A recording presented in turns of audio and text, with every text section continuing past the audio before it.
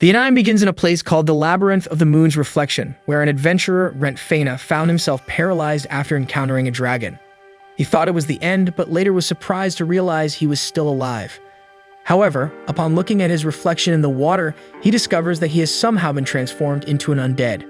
Before this incident, Rentt had gotten up early that day because for him, only nobles, wealthy merchants, and perhaps scholars with rule-free lives sleep in late. His studious friend, for instance, forgets to sleep for days when focused on research. Rentt was born and raised in a small town not even on maps and currently is a bronze-class adventurer. Like every adventurer, he wakes up early to get good jobs at the Adventurers Guild, which offers tasks based on everyone's skills and class, including monster extermination, escort plant and material collection, and even clearing clogged ducts. Rentt greets some adventurers at the guild, reviews the day's jobs, but not finding any interesting, decides to continue exploring the labyrinth of the moon's reflection, as he used to do. Unlike most adventurers, Rentt worked alone, not being very skilled, belonging to the second lowest class despite being an adventurer for 10 years, counting training before that, totaling 20 years. Despite this, he managed to make a living by hunting monsters and selling magical stones and other materials to the guild, being cautious and having an emergency fund. And so, Rentt stops by the market to buy bread and then heads to the labyrinth of the moon's reflection. However, unlike other times he entered to explore, that day he found a secret passage, getting excited about the discovery and the idea of exploring an uncharted area, acting without any prudence, something essential for any adventurer. He explores the place hoping to find magical items and valuable weapons, but thinks he should earn some money at the guild just by reporting that secret passage. However, instead of going back, Rentt moves forward, ignoring the fact that he is entering a very suspicious and dangerous area. As we know, instead of finding valuable items and weapons, he comes face to face with the biggest monster he has ever seen, recognizing it as a dragon, although he had never seen one before. According to legend, dragons are creatures that can have many forms and sizes, and when Rentt faces such a monster, he can't move his body, being paralyzed because he knew that a simple solo adventurer of the bronze class wouldn't be able to face such an exceptional creature as a dragon. And so he becomes an undead and immortal monster, although easily destroyed by a bishop or priest through purification magic, due to being a creature that violates the divine providence that the dead should not remain in that world. Rentt wonders if that meant he had died, but since he still had consciousness and memory, he decides to keep hope and return to the city. However, upon further thought, Rentt realizes that it's a terrible idea. After all, an undead would surely be eliminated as soon as it showed up in the city, and despite already being dead, he didn't want to be destroyed. Rentt becomes desperate and unsure of what to do, but decides to stay calm and not lose his head, pondering over something that has no answer. Then he takes his sword and notices that the dragon has disappeared, but thinks it's better to leave that place anyway. And so Rentt continues through the labyrinth of the moon's reflection. These labyrinths are found all over the world and researched by scholars wanting to explain their mysteries because no one knows for sure where they came from and how they work, knowing only that there are various ones of different sizes and are places where magical items and hidden treasures can be found, as well as monsters that appear everywhere. Rentt noticed that the place was empty and deduced it was because the other adventurers must be in the labyrinth of the new moon, which pays more than the labyrinth of the lunar reflection. So he thought he just needed to wait for a few days for another lonely adventurer like him to appear with whom he could converse. However, with this, Rentt realized that being a skeleton, he couldn't speak at all. At that moment, another undead appeared, but it was just a monster like any other. So Rentt prepared to face the creature, but he realized that due to the lack of muscles, he was much weaker and would lose even to an ordinary person. Because of this, Rentt decided to face the skeleton carefully, but when he raised his sword, he fell, discovering that in that form he couldn't even lift his weapon. Rentt became desperate seeing the skeleton approach him, but fortunately, the creature fell on its own and lost a leg. The adventurer watched the skeleton trying to fit its leg back in place and thought that obviously a skeletal undead with only bones couldn't use sword techniques. This reminded Rentt that all living beings could use life energy to gain strength. He then activated his spiritual energy, finding out that he could use it even in that form, gaining enough strength to use his sword, returning to the fight just in time for the skeleton to fit its leg. And so Rentt easily defeated his opponent with a sword strike. Suddenly, a light appeared, illuminating the adventurer and the skeleton, and he realized he was recovering the spiritual energy he had just used. This reminded Rentt of a conversation he had with his friend. She said that monsters have a mysterious characteristic and that with time and experience they grow even more. The adventurer observed that humans also evolve as they gain experience, But his friend clarified that the scale is different, giving an example of a skeleton that in rare occasions can become ghouls, a process called existential evolution, one of the subjects she usually studies. Ghouls are also undead, with the difference that they have flesh and are more similar to humans, making Rentt think that with a cloak and a mask to hide his new form, he could possibly return to the city. And so Rentt sets a new goal, to become a ghoul, for which he needed to defeat monsters in the labyrinth until achieving existential evolution. Meanwhile, his researcher friend gives up waiting for Rentt and decides to make dinner alone. The adventurer continues defeating skeletons in the labyrinth, improving his mobility with the light, which he deduces has a healing effect, allowing him to use his spiritual energy in every fight. Then Rentt decides to try facing a slightly stronger monster. After searching a bit, he finds a slime, a creature weak like skeletons, but not to be underestimated because physical attacks are less effective against amorphous and liquid monsters, like it easier to defeat with magic. However, he doesn't have enough skill to use attack magic, so the most he can do is use utility magic to create fire. That means Rentt has to defeat the slime only with physical attacks. For this, there are two options: hit the creature's core or shred its liquid form to the point where it can't regenerate. However, he neither has the strength nor the skill for that, leaving only the option to spend his reserve of spiritual energy once a day, making the small slime almost like an archenemy for Rentt. The monster tries to attack, but the undead dodges, and luckily, Rentt hits its core on the first strike.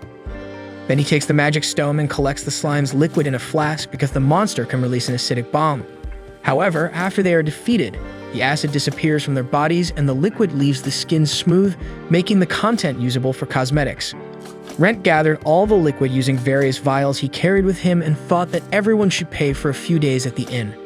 The next day, a girl named Sheila, who worked at the Adventurers Guild, carried out her duties as usual. A teammate asked if the new adventurer who had come by had managed to find a group because, based on the recommendation letter, she didn't seem to have much real experience despite being skilled with a sword. Sheila explained that there were no good openings for the girl, so she thought of asking for Rentt's help. However, since he didn't show up, she told the novice that she would introduce her to a considerate veteran if she waited for a few days. But as the girl mentioned needing money, Sheila informed her about the Labyrinth of the Lunar Reflection. The man thinks Sheila did well because, being skilled with a sword, the girl should manage well in the labyrinth, even as a novice. Sheila cautioned her not to overdo it. Her teammate found it strange that Rentt hadn't shown up and asked if he had taken any long-term jobs. Sheila denied it, explaining that there was nothing that would make the adventurer leave Malt. Meanwhile, Rentt noticed that he no longer felt the desire to eat or sleep, which made sense as he was now undead, and attempting to eat would only result in the food falling to the ground. He observed that despite facing many monsters, existential evolution takes time. Although his abilities had decreased when he transformed into a skeleton, he was almost back to his previous level, thanks to the defeated monsters. Rentt discovered that, in addition to his spiritual energy, he could also use mana and divine energy, even as an undead. He used the energy on the bread he bought in the city because, besides healing wounds and illnesses, it was useful for purifying water and slowing down the decay of food, allowing the bread to last for at least 3 more days. Hoping that after this time he would have a body that needed nourishment, Rentt decided to focus on achieving existential evolution by defeating monsters gradually and safely. He could handle up to 2 at the same time, but a group of 3 would complicate things, and if there were 4, he would have to flee. A group of 5 would be almost impossible to encounter in the labyrinth. Rentt hoped not to encounter such a large group since, in that case, it would be his end, as he lacked strength in spiritual and divine energy and had little mana. Despite not being naturally inclined to be an adventurer, he didn't give up, unlike most people who tend to leave the adventurer's life after a few years and return to the village for fieldwork or other tasks. Rentt trained hard every day, studied magic and monsters with his friend, and accepted any job, no matter how small, believing he would achieve his dream as long as he survived. 10 years later, he was still far from becoming a mithril-class adventurer, a class that had saved nations and surpassed gold and platinum levels, even eluding those with innate talent. Nevertheless, Rentt refused to give up on his dream, even though he had become a skeleton. So he faced the labyrinth monsters again, realizing he was stronger than when he was human. He encountered a slime, dodging its attacks and easily hitting its core, reinforcing his belief that he was getting stronger. Rentt decided to collect more materials to sell, thinking he was fortunate to find another clean slime because they become disgusting after absorbing something, making it impossible to sell the liquid in those cases. But suddenly, the light appears, causing Rentt to absorb his spiritual energy once again. However, unlike the previous times, he begins to feel something strange, and before he knows it, he was gaining flesh. Finally, Rentt manages to undergo existential evolution and becomes a ghoul, acquiring an appearance similar to that of a zombie, which he considers a significant advancement. Rentt thinks that if he keeps striving, perhaps he'll become an undead of a higher class, like vampires who are practically indistinguishable from humans. So now that he has more than just bones, Rentt attempts to speak, but all he manages are some strange sounds. However, he doesn't get discouraged and continues training. Rentt continues hunting monsters in the Labyrinth of the Lunar Reflex to level up. Now that he has become a ghoul, he targets creatures that usually roam in groups, such as goblins. He separates them through the rooms and corridors to avoid complications. With his new form, Rentt has gained muscles, yet he remains even more agile than when he was just a skeleton. His mana and spiritual energies have increased, allowing him to strengthen his sword and easily eliminate 2 goblins. In another part of the Labyrinth of the Lunar Reflex, a girl faces off against a skeleton with her sword. Rentt observes her from afar, realizing he hasn't seen a human in a long time. He decides it's best to stay hidden because his appearance would likely provoke an attack or escape. The adventurer notes that he doesn't know the girl and deduces that she must be a novice. He knows most adventurers in Malt, but since they can be difficult to deal with and often make fun of weaker individuals like him, knowing everyone's abilities and friendships makes things easier. Rentt continues to follow the girl from a distance, realizing that at least the guild must find him useful since, despite his weakness, retirement hasn't been recommended. The girl keeps exploring the labyrinth, and Rentt recognizes that her chosen direction isn't the safest, becoming concerned for her safety. Suddenly, a skeleton appears and attacks the girl. She defends herself, and Rentt notices that she received proper training but is still weak, needing many strikes to be effective. He deduces her fighting style involves dodging attacks and gradually defeating opponents. Observing that the girl isn't paying attention to her surroundings, Rentt sees her getting cornered. Despite the challenging situation, she refuses to let a skeleton defeat her and attacks with her sword. However, her opponent grabs her weapon, leaving her completely unprotected. With no other option, Rentt decides to save the girl. He attracts the enemy's attention, hoping she takes the opportunity to attack. However, he realizes she's too surprised to do anything after seeing a ghoul, so he attacks, splitting the skeleton in half, and then introduces himself to the novice. She panics upon seeing the ghoul approaching. Rentt reassures her, explaining that he won't harm her, and releases his sword to prove his intention. Only then does the girl realize the ghoul is speaking. Rentt seizes the moment to reintroduce himself and clarifies that he is an adventurer like her. She's surprised and attempts to repeat his name until understanding that she is Rentt. Confused about why an adventurer looks like that, she questions if it's some kind of disguise. Rentt explains that he actually died but continues to exist in a certain way. The girl notices that the ghoul doesn't seem like a regular monster and thanks Rentt for saving her life. He responds that adventurers should look out for each other. She explains that despite not wanting to, she needs to ensure he will try to attack her when leaving. Rentt makes it clear that he has no intention of harming her, but explains that he needs help. He tells her that he needs clothes to be able to return to Malt, and the girl understands that he needed something to cover his body and suggests a tunic. So Rentt hands over the money he still had saved and explains that she can buy the clothes and keep the remaining money. The girl agrees to help the ghoul adventurer and introduces herself as Rena Rupage, promising to repay the favor for him saving her life. And so she leaves the Labyrinth of the Lunar Reflex, giving her word that she will return soon. But Rentt notices that the girl was still very attentive to him, as an adventurer should act in the presence of a ghoul, and that anyone would report a strange monster like him to the guild as soon as possible. However, Rentt hopes she won't betray him and thinks that even if it happens, he'll find a way to handle it. After leaving the labyrinth, Rena goes to the guild where she meets Sheila, who is relieved to see the newcomer, explaining that she was worried when she didn't return after sunset. Rena says that a lot happened and that she has a question to ask her, but it's not revealed what the girl asked. Later, Rentt faces another slime and realizes again how much stronger he is now than when he was human, easily hitting a monster's core. He observes that his vision also seemed better, but deduces that it would be combat intuition, something not learned through training or study. The adventurer wonders if that's how the victorious see the world and reflects that it was necessary to become a ghoul to achieve this power. At that moment, Rentt hears someone calling him and realizes that indeed Rena has returned with the clothes as promised. He appears, and the girl is worried that he might be another ghoul, but the adventurer explains that ghouls don't appear in the early levels. She is relieved and notes that Rentt has improved his way of speaking, and he explains that he has been practicing. Then Rena shows that she bought the clothes and brought his change. Rentt approaches, but this puts the girl on alert. She realizes what she did and apologizes for still being scared, asking for a little more time to get used to his appearance. Rentt understands the situation and says he'll just look at the clothes. In doing so, he is impressed with what she brought.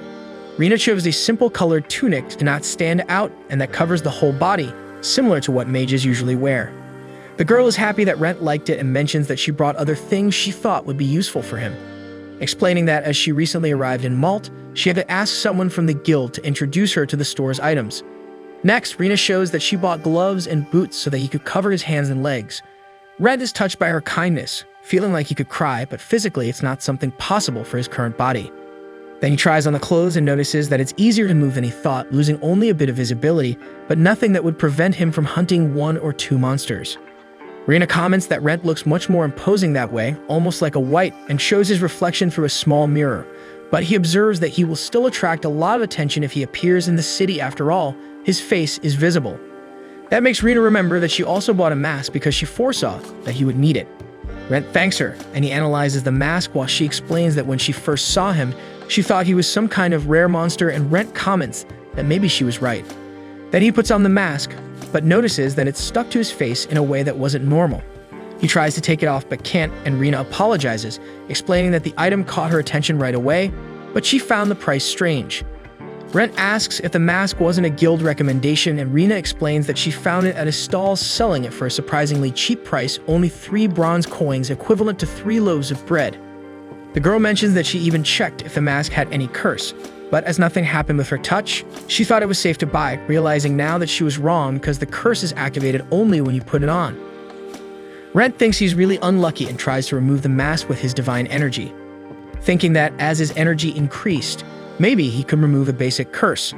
However, despite some reaction, it wasn't strong enough to take off the mask. Rena feels guilty for what happened and apologizes for bringing a cursed item. Rentt reassures the girl, explaining that he really needed a mask anyway, and since she reacted to his divine energy, he just needs to save money and ask a powerful cleric to break the curse. He approaches Rena to touch her shoulder, but thinks it's better not to do that. However, she holds his hand, preventing him from pulling away, and explains that she understands he's not a bad person and therefore is no longer afraid. Rentt thanks Rena but explains that she doesn't need to force herself and can wait for the day when she's really more accustomed to his appearance. She agrees and says she's sure that day won't take long to come. Later, they both return to Malt together in a carriage. There, Rena reveals that she registered as an adventurer in the capital's guild, but since there were already many famous adventurers there, she realized there wasn't much work for a newcomer like her. That's why they recommended she register in Malt, as it's a place with 2 labyrinths nearby. Rentt says it was a good choice, but is surprised that Rena got excited about moving to the countryside. She explains that she wanted to see the world get stronger and become a respected adventurer. He understands the feeling, but says it's better to be a coward since you only have 1 life. Sometime later, they arrive in Malt, but Rentt is hesitant to pass through that entrance because many people there already know him, and they would sense something is wrong when he shows his identity. Because of this, Rena suggests they go through the West Gate, a less used entrance. However, Rentt thanks her, acknowledging that without her, he wouldn't be able to get there. However, even though he needed help, he wanted to separate to avoid causing problems for Rena. If she were caught helping a monster enter the city, she would be considered a criminal and lose her adventurer license. Rena says she understands the danger she was taking in helping a ghoul, but she knew she was only alive thanks to him, and therefore saw no problem in risking herself to help him.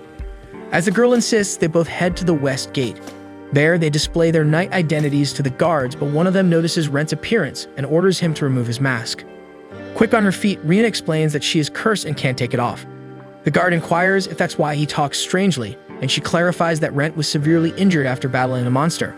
The boy plays along, showing his ear to the guards since his zombie-like appearance makes it seem as if he's wounded.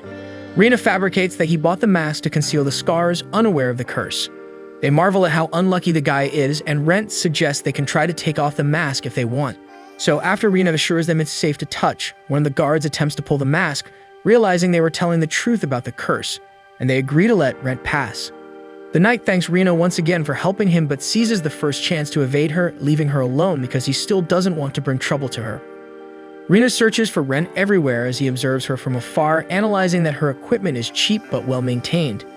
She's skilled with the sword, very intelligent and courageous, making him certain that the rookie will become a great adventurer, despite others with such talents leaving him behind.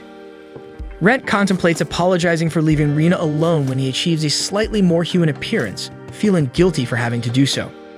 And so he continues his journey alone, reaching his friend's house because he needed someone who also has a past and whom he's confident will keep his situation a secret. Rentt tries knocking on the door, but with no response, he enters the house and finds his friend Lorraine sleeping peacefully. He wakes her up and she startles at the sight of Rentt with a mask. He He then removes his glove to reveal his ghoul hand. Before Rentt arrived at his friend's house, Lorraine was tired from working so much while waiting for him. She knew it was futile to search for the adventurer alone and thought about asking the guild to conduct a search. Soon, Lorraine heard someone knocking on the door and recognized that the knocking pattern belonged to her friend. This reassured Lorraine, and she decided to lie down to sleep, knowing that Rentt could enter on his own. She understood that something had likely happened to him, but she thought the crucial thing was that he was alive. After all, she couldn't have imagined that Rentt had died and become an undead. However, after he entered the house and revealed what he had become, Lorraine mentioned that despite studying monsters and magic, she had never heard of someone turning into an undead after being eaten by a dragon.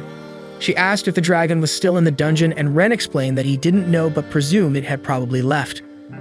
Lorraine thought it was a very strange and hard-to-believe story, but considering her friend's new appearance, it was clear that what he told her had indeed happened. Rentt noticed that despite the circumstances, the girl remained calm, which he expected as she was an academic, mage, and adventurer. However, it seemed at that moment she saw him more as a subject of study than as a friend. Next, Lorraine asked him, perhaps cruelly, if he was sure if he was still the same person. The ghoul thought he still had consciousness and memories of his previous life, but as he had certainly died, he understood he couldn't confirm being the same person.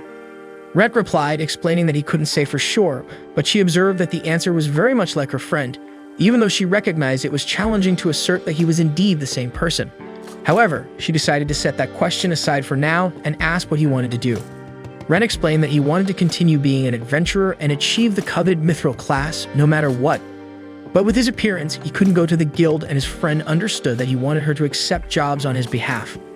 Lorraine also thought he couldn't get a room at an inn and offered for him to stay with her for the time being. Knowing Rentt would feel uncomfortable staying for free, she suggested that in exchange for shelter, he would help her with her research, as no one had ever had the chance to study a monster that underwent an existential evolution. Rentt accepted the payment method as long as he wasn't dissected. Lorraine asked what kind of monster he thought she was, but then suggested she might need a bit of his skin and flesh. Later, Lorraine left the house to get Rentt's money with the magic stones and slime liquid he collected in the Labyrinth of the lunar reflection, returning with a good amount thanks to the quality materials he obtained. Then Rentt explained that he was heading to the three-pointed spear to find a blacksmith. As he walked in the street, everyone who crossed his path was puzzled by his appearance. Upon arrival, he explained to the attendant that he wanted a new sword. The girl assessed his old weapon and noted that it had been well taken care of but was at the end of its lifespan. Due to the damage, she deduced that the adventurer could use magic or spiritual energy. Rentt explained that he had both along with divine energy. The attendant was surprised, as it was very rare for a person to be able to use all three. She explained that he was the second customer they had with that ability. Rentt asked her to keep it a secret, and she didn't question his motives, explaining that it was part of the blacksmith's job to keep their clients' secrets. Rentt thanked her and handed over a substantial amount of money, enough for the blacksmith to make a high-quality new sword. However, the attendant explained that he could only pay half at that moment and leave the rest for when the weapon was ready. Next, she explained that Rentt would have to be patient because the blacksmith took pride in his work, so it would probably take a few days to make a new sword, and the blacksmith would likely want to talk to him a few times during that time. Rentt said that wouldn't be a problem because when the blacksmith wanted to talk to him, he could contact Lorraine.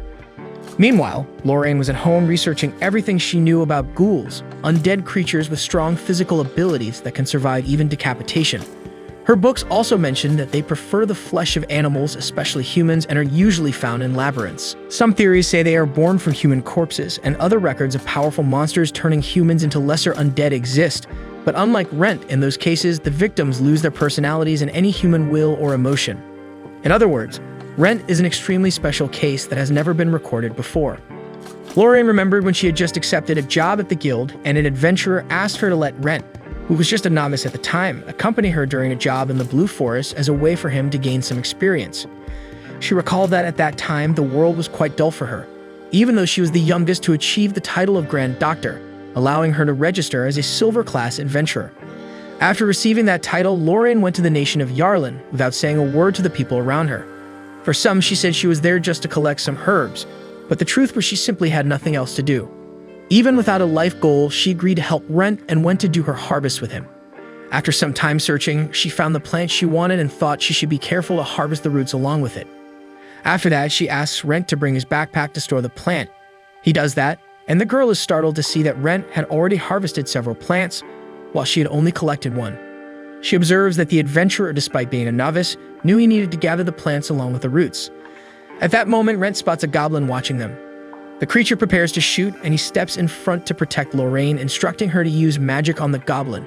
She does so, and Rentt thinks that someone from the silver class possesses a different level of magic, but the girl disagrees, saying there was nothing special about her attack. Next, he hands a cup of water to the girl and asks if that was her first battle. Lorraine says no, but explains that she always has other companions or guards around. Then she realizes that she wasn't helping the newcomer. It was the other way around. Rentt explains that she didn't seem very experienced for someone of her class, and that's why everyone was concerned about her going to the Blue Forest alone, prompting them to ask him to accompany her as a precaution. Lorraine observes that Rentt knows a lot about herbs, and he explains that someone once told him that to be an adventurer, one needed to know how to read and write as well as study plants, monsters, and other relevant topics. The girl then notices that she doesn't know the newcomer's name yet, and Rentt introduces himself. Lorraine does the same and asks him to teach her what he knows, noting that he must have some tricks, as he not only understands herbs and monsters, but also knows how to navigate the forest. And so their friendship begins. Over the next 10 years, Rentt continues to strive every day to reach the mithril class, while Lorraine stays by his side, pursuing her beloved research. However, Lorraine realizes that she has changed a bit since then, and that she now understands that the adults were just worried about her. She recalls that she hasn't been responding to their letters and doesn't even know where she stored them. Back to Rentt, he thanks the attendant and the blacksmith Clope, who promises to make a good weapon for him. The girl hands a sword to the adventurer to use while his is being prepared, and Clope explains that it can harness magic and spiritual energy, but advises against using other abilities. Rentt thanks both of them and leaves, and they notice that the adventurer clearly has some troubles but didn't want to ask for help. Clope speculates it might be due to a curse, leading him to think that Rentt will cause trouble for others. Later, Rentt cooks for his friend, who is extremely grateful for the dinner. However, she asks if he isn't going to eat as well, and he explains that he doesn't feel hungry in his new form. Lorraine then explains that during the time Rentt was away, she reviewed all her books about ghouls, realizing that he is different from the others, likely related to his ability to evolve. This leads her to wonder what he will become in the next evolution, and Rentt explains that his goal is to become as close to a human as possible, defeating monsters to grow stronger until his next existential evolution. And so he returns to the moonlit labyrinth, where he encounters a man being attacked by a slime. Rentt saves him and notices a scratch on the man. After saving his life, Rentt continues his journey because no adventurer is obligated to help others in dire situations, and some people pretend to be in trouble to rob the adventurers who come to their aid. But such occurrences are rare in Malt. However, the man follows Rentt and asks to join his group. He explains that he just registered as an adventurer and can't even face his slime yet. Rentt explains that these creatures are strong, especially for sword-wielding adventurers. The man realizes that Rentt is a veteran, revealing that he is a cook with a restaurant in Malt, in debt and needing to earn 15 gold coins by the next week. He decided to risk his life as an adventurer to get the money he needs. Despite Rentt's suspicion, he agrees to accompany the man, even without knowing if he's a good person. Then Rentt remembers that he doesn't know if he is still the same person as before, feeling a bit uneasy about having a companion at that moment. Nevertheless, they continue together, and Rentt leads the man to the secret passage, where he was devoured by the dragon, as it may contain magical items that would fetch the necessary amount for the cook. The newcomer is amazed by the place, especially because his map showed it as a dead-end alley. They explore, finding only a small opening, another secret passage. The man asks if Rentt could make money just by reporting the location to the guild, but Rentt remains silent. The man acknowledges that Rentt wasn't the one who found the place and assures him he won't take credit for something he didn't do. Rentt, uninterested in glory, allows the cook to claim credit for finding the place but asks them to explore the other passage together. Thus, they pass through the small opening and reach an empty room. The newcomer decides to search for more secret passages, thinking there might be 1 or 2 treasures in the unexplored area. At that moment, Rentt sees a drawing on the floor and is puzzled as the man moves forward without concern, as if not seeing the same thing. Rentt tries to warn him, but before he can explain, the man is teleported. Realizing it's a teleportation circle, likely sending them to a lower floor with strong monsters or deadly traps, Rentt thinks the smart move would be to abandon the cook. However, he reflects that doing so would only make him a monster. So Rentt steps onto the teleportation circle, and after being transported, he sees the newcomer lying on the ground. Before helping him, Rentt discovers they've ended up in a boss room with a giant skeleton. Rentt attempts to attack the creature with his spiritual energy and then tries to use magic, but both attacks fail to cause any damage. He notices that the exit has also disappeared, being one of the rooms he can't escape without defeating the boss. However, he is still an adventurer who couldn't give up on a fight, especially since it was the only way to save his life and that of the novice. So Rentt uses his divine energy, unsure if his sword will hold up, as Clope had advised against using anything other than magic and spiritual energy with it. Fortunately, the sword holds, and he manages to knock the giant skeleton to the ground. The adventurer then rushes on top of the creature to deliver the final blow, eliminating the boss from the room with just 2 strikes. Afterward, Rentt treats the guy's wound with his healing magic, providing only a bit of relief as he can only heal superficial injuries. The guy is surprised to see Rentt defeat the giant skeleton and finds the adventurer incredible, considering it was a very powerful monster. Rentt then reveals that with the victory, he obtained a valuable magic stone and offers it to the man to pay off his debts. He is surprised by this help, but Rentt explains that it won't be for free. The novice says he doesn't understand how he could help an experienced adventurer like him. Rentt then shows a small part of his arm, explaining that he acquired that appearance after being defeated by a monster. Now he can't enter the guild or shops, so he needs someone to do that for him. The man agrees but mentions that it doesn't seem like a fair deal for Rentt, as it's a straightforward task. However, the adventurer explains that he also wants to eat and drink for free at the guy's restaurant whenever he wants. The cook agrees and is grateful to have received the help he needed to pay his debts in exchange for something so simple. He tells Rentt that he can eat there whenever he wishes. Next, the two prepare to leave. However, since the novice still can't see any exit, Rentt points in the direction they should go, realizing that the novice really can't see the magic teleportation circles. Even without seeing, the guy trusts Rentt and goes to the indicated location, being transported back to where they came from. Then Rentt also goes, thinking he'll have to explore the labyrinth another time. And so the two return to Malt, and the guy takes Rentt to his restaurant called the Red Dragon Tavern. The adventurer notices that the place is well presented and thinks that the reason for bankruptcy must be the taste of the food. At that moment, the cook's wife appears and is relieved to see that her husband is well. However, she becomes worried when she sees he is injured. The guy reassures the girl and explains that he's fine thanks to the adventurer who saved his life and healed him. Later, he shows that he also got the amount he needed to pay his debt with the magic stone he received. However, this worries his wife, as it seems suspicious for someone to help them in this way, and if they were deceived, they wouldn't be able to pay anything else. The guy explains that the adventurer is a good person and decided to help him when he learned about his debt. In return, he will assist with some things. The girl thinks her husband will have to do dangerous things, but he explains it will be simple tasks, including allowing the adventurer to eat for free in the restaurant. The girl is puzzled, as that was practically nothing compared to the help they received. Still, she realizes it's true and becomes emotional about finally getting rid of the debt. Afterward, the guy realizes he never introduced himself to Rentt. He says his name is Loris and his wife is Isabel. Then they thank the adventurer for all the help, and Rentt says his goodbyes. Loris asks to at least know the name of the person who saved his life. After ensuring they could keep it a secret, Rentt introduces himself, and Loris promises to call the adventurer only Sir to keep his name confidential. He invites Rentt to the restaurant anytime, as it will be a pleasure to serve him. And so Rentt leaves, heading towards Lorraine's house. Along the way, he senses something strange and wonders what he has become. When he finally reaches Lorraine's doorstep, he notices his vision is becoming peculiar. Upon entering the house, his friend asks about his labyrinth adventure, and if he remembers where she left the letters she received from the Empire, as not responding would lead to the door being broken down soon. As the girl looks at Rentt, she senses something is wrong, but he assures her he's fine and hugs her. Lorraine is puzzled and wonders if he's drunk, but then realizes it would make sense since he's undead. Suddenly, Rentt loses control completely and attacks his friend, biting her shoulder. She immediately steps back and asks if Rentt is still there somewhere. Then she notices his eyes reacting to her call and uses magic to make him unconscious. After some time, he wakes up, and after Lorraine ensures Rentt is in control, he apologizes for what happened. She says it's okay, just an unpleasant accident, and asks how much he remembers. Rentt explains that he remembers meeting a man in the labyrinth and finding him delicious. Gradually, this desire drove him crazy to the point where he couldn't contain himself when he saw her. Lorraine explains that she had anticipated something like this might happen since ghouls prefer human flesh. She then asks him to rest, as she had to use magic to subdue him. Before leaving Rentt alone, he asks to see her wound. The girl shows the injury, explaining she had just sold her potions to the magic pharmacy, but in the morning, she'll gather more ingredients to make a healing potion. However, Rentt decides to take care of it himself with his divine magic. Lorraine comments that she had never been healed this way before, noticing that divine magic causes a pleasant sensation.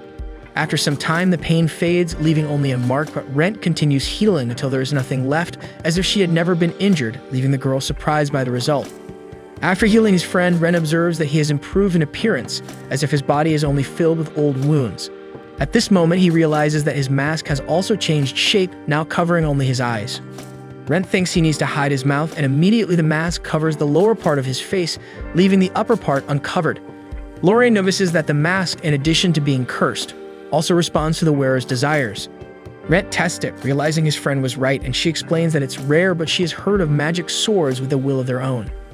This makes Lorraine think that if the mask follows the wearer's desires, perhaps it can be removed. Rentt tests it, wishing it to come off, and Lorraine also tries to force it off, but the mask remains firmly attached to his body. As he continues to be undead, the adventurer decides to keep the lower part of his face covered.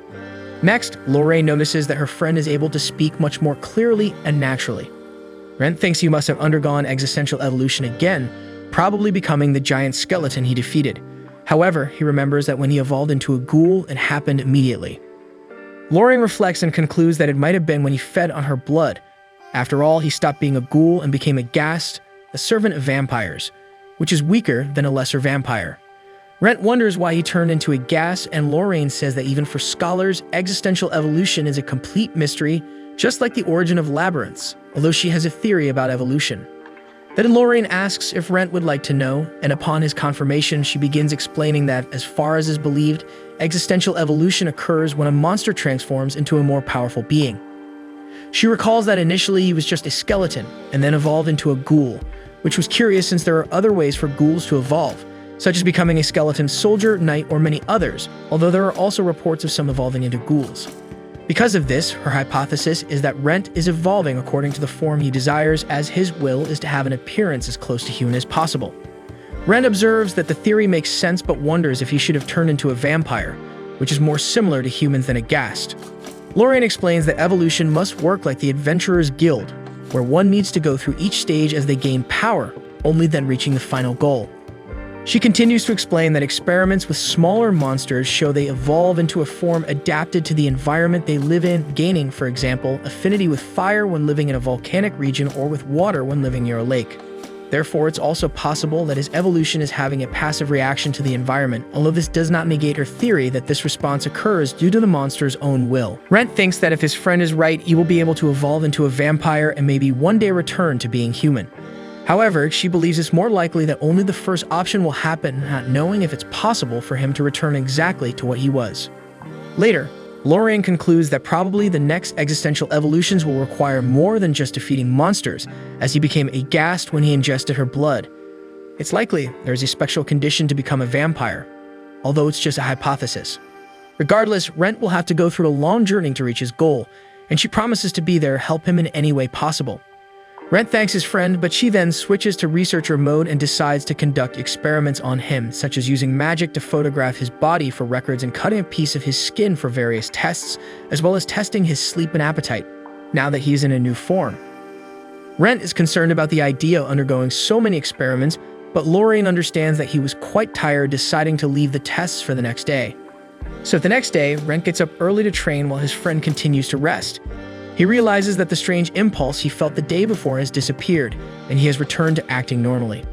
At this moment, Rentt realizes that he has worn out his sword faster than he should have while facing the giant skeleton, and it's not possible to take the weapon into the labyrinth in that state. Therefore, he returns to the blacksmith cloak shop to explain that he will need the sword he ordered as soon as possible. The man doesn't like seeing the state Rentt left his sword in, and the adventurer confesses that he strengthened it with divine magic. Cloak questions why he used this type of magic on the sword, since he doesn't need it to defeat any type of monster in the Lunar Reflex Labyrinth. Rentt explains that he found a giant skeleton in an unexplored area. The blacksmith is surprised but realizes that this explains the situation of the weapon and even the strange way the adventurer looks. Then Cloak asks if Rentt explored the area, and he explains that he will need his sword to do so. Cloak says he can't deliver it at that moment, but understanding that Rentt can't let someone else explore the area he found, he decides to lend another sword to the adventurer, one slightly better and more resistant than the last, as Rentt is one of his best customers. And so the adventurer leaves the shop with a new weapon, ready to continue exploring the labyrinth with the goal of achieving a new existential evolution. Along the way, he encounters Loris and Isabel, who are buying various foods to return to work at the Red Dragon Tavern. Later on, Rentt is going to carry out the experiments he promised his friend. Lorraine explains that a significant part of nature is poisonous, ranging from nausea to paralysis.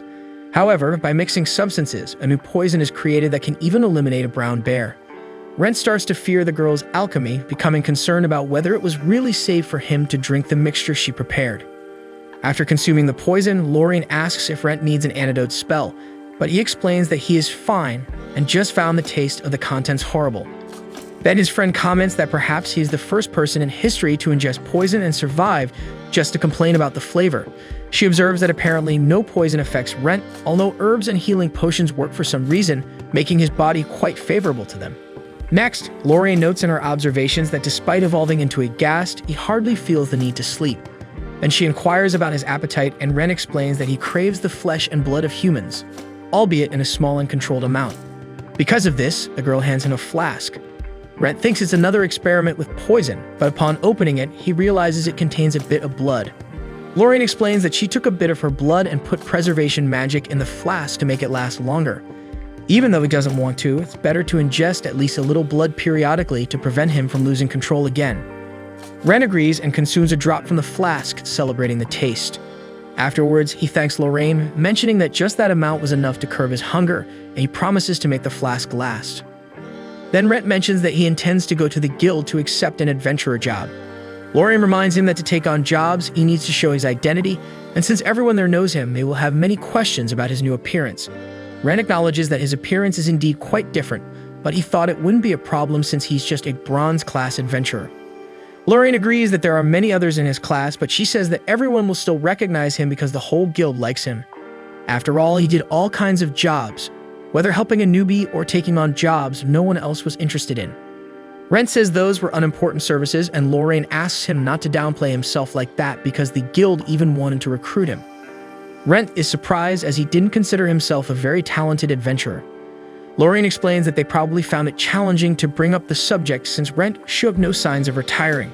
She is sure of their desire because she knows some people from the guild. Rentt says he indeed has no intention of retiring, and that's why he wasn't interested in working at the guild, but he's happy to know that everyone sees him that way. Then, Lorraine thinks that the best way for Rentt to accept missions at the guild without causing problems would be to present himself as a new adventurer. Since it's something that requires a personal presence, everyone would continue to think he is missing. And so Rentt returns to the guild after such a long time. He goes to Sheila to register as a new adventurer, and the girl hands him the necessary form explaining that he can fill out everything if needed, except for his name. Rentt expresses gratitude and explains that he can read and write, so it won't be necessary for someone else to do it for him. Then Sheila explains that he doesn't need to fill out everything on the form, but listing the spells and other abilities he possesses helps the guild to find missions for him. Rentt remembers filling out that form 10 years ago, and at the time he didn't even know what an ability was, so he only managed to write his name and age, which is very different from what he's capable of now, although his goal hasn't changed. When Lorraine suggested that he introduce himself to the guild under a different identity, Rentt was initially against it, as guild norms prohibit the use of different names. However, his friend insisted, saying they wouldn't find out, and even if they did, it wouldn't be a big deal. Besides, Rentt didn't have another choice since everyone would ask many questions upon seeing his new appearance, unlike a newcomer who wouldn't attract attention, no matter how strange. With that, Rentt admitted that Lorraine was right, and despite meaning he would lose his achievements and start over in the Iron class, he didn't mind. After all, his goal remains to reach the Mithril class. So at the present moment, the adventurer finishes filling out the form, stating that his name is Rentt Vivi, the same last name as Lorraine's. He hands it to Sheila, who is startled to see her name and apologizes for her reaction, explaining that another adventurer with that same name is missing. Rentt notices the concern in the girl's eyes, wondering why she's worried about someone like him, but recognizes that they've known each other for a long time. Then he asks if this missing person is named Rentt Faina and invents that Lorraine, his relative, mentioned his disappearance to him. The adventurer mentions that he's living with Lorraine, and Sheila remembers hearing that a man with an unusual appearance was seen coming and going from her house and becomes sad when she realizes it was Vivi because as Lorraine was very close to Rentt Faina, she thought it could be him. Then Sheila confirms the paperwork and asks for a minute to register him in the guild. So Rentt waits while reflecting that he did the right thing by pretending to be a relative of Lorraine's because he doesn't want people to invent strange rumors about her. After all, she's a young girl living with a man. As for his name, it was possible to keep it since it's common in all countries. Afterward, he observes that his appearance doesn't attract anyone's attention since it's not uncommon to find adventurers with that look when Sheila returns and hands him his registration as an Iron class adventurer. And so Rentt returns to the Labyrinth of the Lunar Reflex and hears two adventurers fighting a goblin. He realizes from their voices that they were young, probably newcomers. So Rentt goes to them and watches from afar to see if they need help. With that, he discovers a swordsman, Rise, and a healer, Laura. At that moment, a slime appears, but they show they work well as a team. Because of this, Rentt decides to stay away, realizing that it's not necessary to help the two because although he used to guide newcomers, he would only scare the boys with his appearance. And so, Rentt decides to go to the secret passage he discovered before someone else finds it too. After all, giving valuable information to the guild is worth money, especially about newly discovered areas, which means a great achievement for Rentt Vivi. Then he explores the place and uses one of the teleportation circles, which takes him to a room different from the others in the labyrinth. Rentt finds it strange that the environment has things like books and a teddy bear, and upon closer analysis, he finds a bed with a skeleton that seemed to be human, leading him to conclude that someone was living inside the labyrinth. At that moment, a girl appears and asks what he was doing in that room. Rentt observes that she seems dangerous and explains that he's just investigating the area to see if he finds anything because he's an adventurer. However, this makes the woman consider him a thief. She says she can't forgive the disturbance of that place and uses magic that hurls Rentt with full force against the wall, making him think that this might be the end. But with the attack, his clothes are destroyed, revealing his ghastly body. The girl notices his appearance, decides not to attack, and comments that it explains how Rentt got there. She then says there was a misunderstanding on her part and apologizes for burning his clothes, surprising Rentt since she didn't just destroy his attire but tried to kill him. As a way of making amends, she hands him a cloak she was wearing, saying it's better than his clothes. The girl explains that the room is special to her, and although no one can enter without being accompanied by him, the guy must keep the place a secret, including from the guild. Later, the girl notes that as an adventurer, Rentt wouldn't want to return home empty-handed, so she gives him an Acacia map, a magical item that automatically traces the places its owner has been. And thus, she finalizes the agreement for Rentt to keep the room a secret, and with her magic, sends him back to the labyrinth entrance. After that encounter, Rentt returns to Lorraine's house and recounts what happened. The girl wonders if her friend is under the influence of some potion to attract so many strange events, but notes that it's a common thing for adventurers.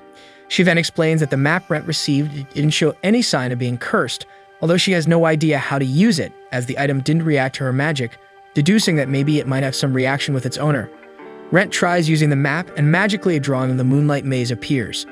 Lorraine is impressed with the magical item and observes two arrows moving on it. Rentt places his finger near them, and the names of the adventurers he saw earlier in the labyrinth appear. With that, Lorraine and Rentt realize that the map shows not only the labyrinth, but also the current location of adventurers, along with their names, making it one of the most valuable magical items in the country.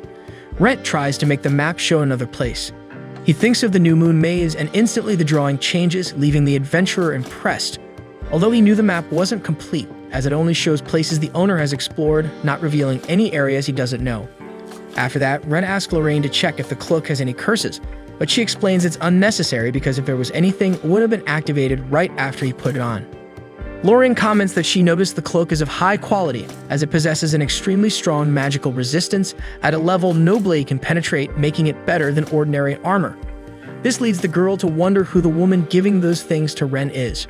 Her friend mentions that she showed herself to be extremely powerful, having a strength level above gold-class adventurers. Then Lorraine says she wasn't only intrigued by the woman, but also by the room because that place signifies someone has the ability to create living spaces within the labyrinth.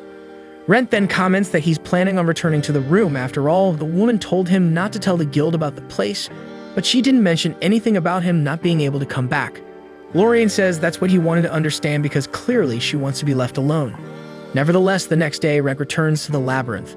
He reflects that he found that new area where he stumbled upon a dragon and became an undead, which led him to pick up a cursed mask. Rentt thinks that most people would feel sorry for his situation. These things allowed him to face powerful enemies as well as uncover some mysteries, which led him to become stronger, something necessary for a mithril-class adventurer. Rentt heads towards the woman's room, but upon arriving at the secret passage, he realizes that the entrance had disappeared, which means she doesn't want him to come back.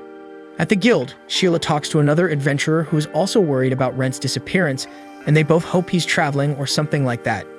Everyone was very concerned about Rentt. After all, he taught most of them how to be adventurers, just like Sheila learned to be a true guild employee thanks to his help.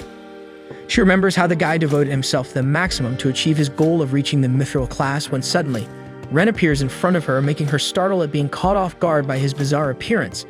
He explains that he wants to accept a job he saw involving 3 orcs. Sheila explains that that task is not recommended for an Iron-class adventurer because orcs are very strong creatures, requiring at least Bronze-class to handle facing a trio. Then Rentt explains that he knows their strength and tells her that despite his class, he has already faced several orcs.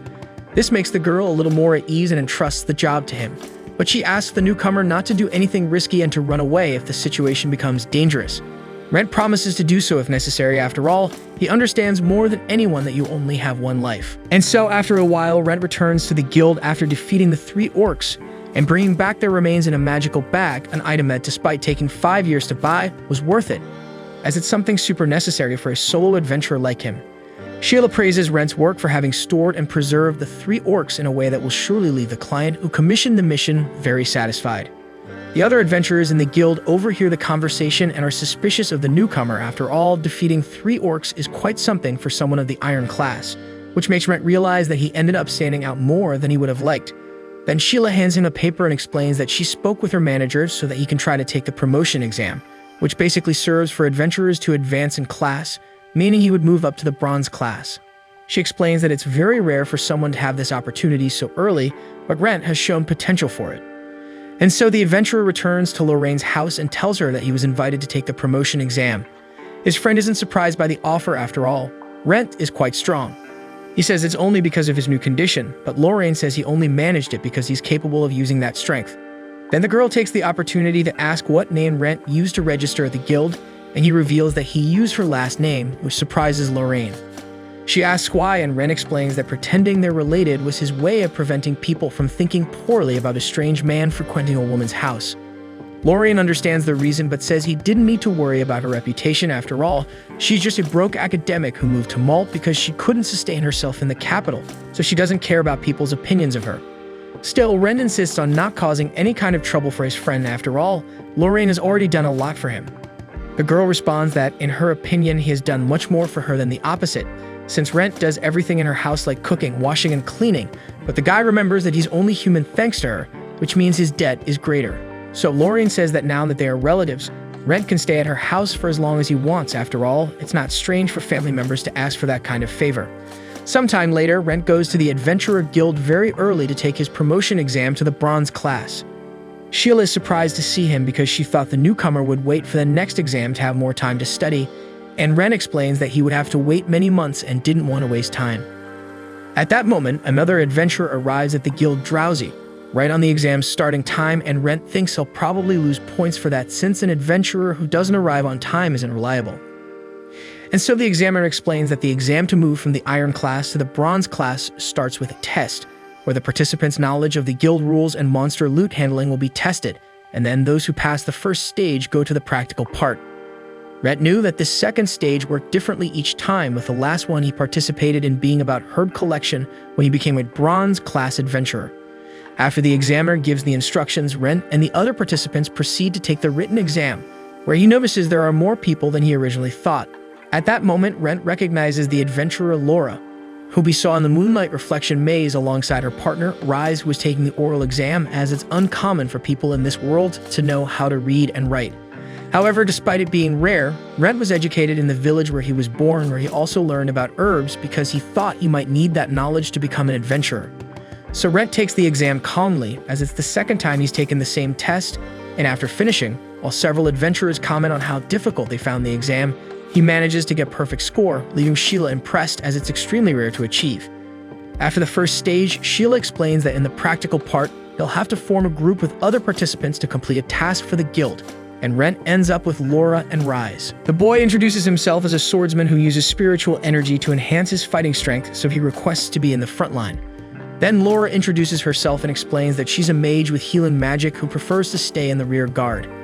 Next, Rentt also introduces himself and says he fights with a sword and can use both magic and spiritual power. The examiner then explains that the practical part of the exam will take place in the New Moon Maze, and the task is to reach a mark point on a map given to them, with everyone having until sunset to complete it. Additionally, although there are no restrictions on how to complete the mission, all participants will be heading to the same location, essentially making it a race, where the first group to arrive will receive a special reward commensurate with their efforts. And so the exam participants head to the New Moon Maze. At the entrance, Rise asks Rentt if he's been there before.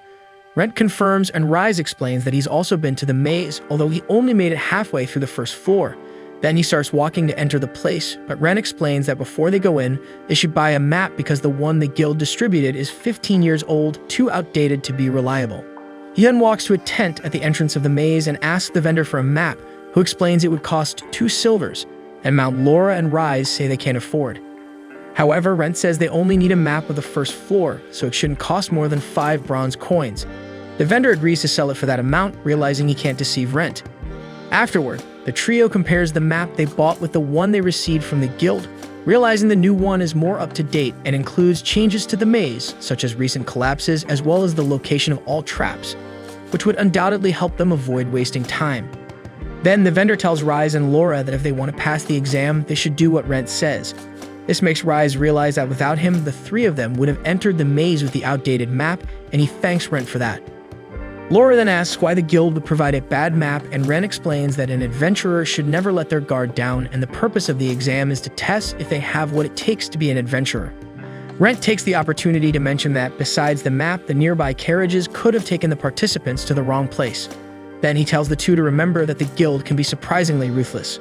The trio enters the Labyrinth, where they encounter several skeletons, and Rentt instructs them not to let their guard down. Then Laura provides support to Rise with her magic so he can face the skeletons. Rentt observes how good they both are for their age thanks to their teamwork, where each has well-defined roles so that none strains more than the other.